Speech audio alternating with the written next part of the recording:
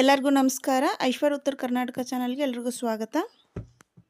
ಊಟಕ್ಕೆ ಏನು ಬೇಕು? ಮತ್ತೆ ಮತ್ತೆ ಅಷ್ಟೇ ಸಾಕು ಮಾಡೋಣ ಬಾ. ಇವತ್ತು ನಾನು ಶೇಂಗಾ ಹಿಂಡಿ ರೆಸಿಪಿ ಮಾಡತ್ತೀನಿ. ಇದನ್ನು 10ರಿಂದ 15 ದಿವಸ 2 ವಾರಗಟ್ಟಲೆ ಆರಾಮ್ಸೆ ಇಟ್ಟು ತಿನ್ಬೋದು. ಫಸ್ಟಕ್ಕೆ ನಾನಿಲ್ಲಿ ರೊಟ್ಟಿ ಮಾಡು ಹಂಚಂದ್ರೆ ತವಿ ತೊಗೊಂಡ್ಬಿಟ್ಟು ಅದ್ರಾಗ ಒಂದು ಗ್ಲಾಸ್ನಷ್ಟು ಶೇಂಗಾ ಹಾಕ್ಕೊಂಡು ಹುರ್ಕೊಳತ್ತೀನಿ.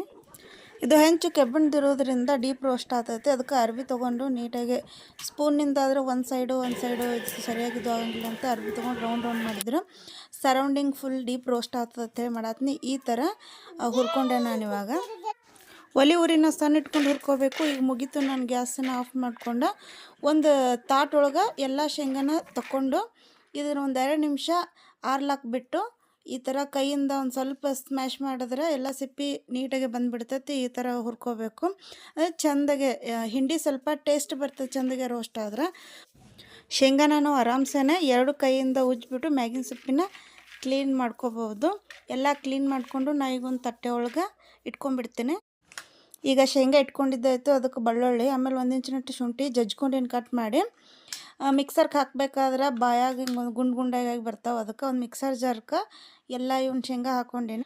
ಈಗ ಜಜ್ಕೊಂಡಿದ್ದು ಶುಂಠಿ ಮತ್ತು ಒಂದು 20ರಿಂದ 30 ಬೆಳ್ಳುಳ್ಳಿ, ಆಮೇಲೆ ಒಂದು ಸ್ವಲ್ಪ ಜೀರಿಗೆ, ಒಂದು ಅರ್ಧ ಇಂಚಷ್ಟು ಬೆಲ್ಲ ತೊಗೋಬೇಕು. ರುಚಿಗೆ ಎಷ್ಟು ಬೇಕಷ್ಟು ಉಪ್ಪು ಹಾಕ್ಕೊಳತ್ತೀನಿ.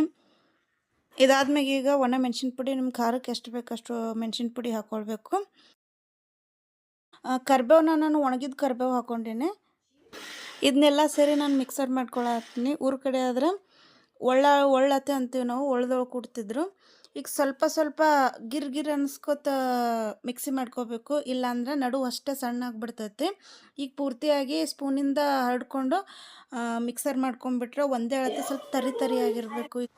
ಈ ಥರ ಹಿಂಡಿ ಮಾಡ್ಕೊಂಡು ಇಟ್ಕೊಂಡ್ಬಿಟ್ರೆ ಆರಾಮ್ಸೆ ಒಂದು 2 ವಾರ ತನಕ ಮಾಡಿಕೊಂಡು ಬಿಸಿ ಅನ್ನದ ಜೋಡಿ ತುಪ್ಪ ಆಮೇಲೆ ಹಿಂಡಿ ಮಿಕ್ಸ್ ಮಾಡಿಕೊಂಡು ಯಾವಾಗಾದರೂ ಒಂದು ಸಲ ಅಲ್ಲ, ನೀವು ಡೈಲಿ ತಿಂದರೂ ಪರವಾಗಿಲ್ಲ, ಅಷ್ಟೇ ಟೇಸ್ಟ್ ಕೊಡ್ತೈತೆ. ಆಮೇಲೆ ಎಲ್ಲರೂ ಊರಿಗೆ ಹೋಗ್ಬೇಕಾದ್ರೆ ಹೊರಗಡೆ ಊಟ ಮಾಡಬೇಕಾದ್ರೆ ಈ ಥರ ಮಾಡ್ಕೊಂಡು ಹೋದ್ರೆ ಬೆಸ್ಟ್ ಆಪ್ಷನ್ ಐತಿ.